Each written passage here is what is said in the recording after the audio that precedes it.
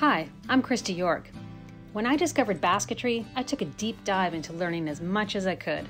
I really loved the idea that I could use natural plant materials, which I harvest myself, in creating original artwork.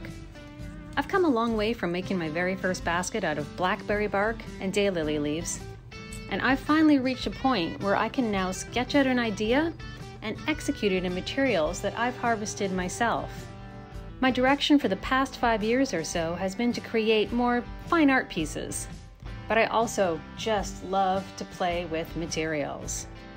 When I first started learning basketry, it was really hard to find information about harvesting and tutorials on techniques. So I'm going to share some tips and techniques here in my how-to videos. In 2020, I started exploring making my own inks, and now I'm really into making my own brushes for mark making.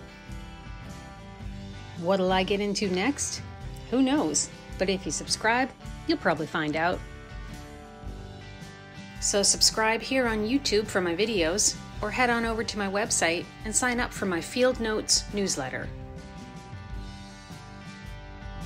Thanks for watching.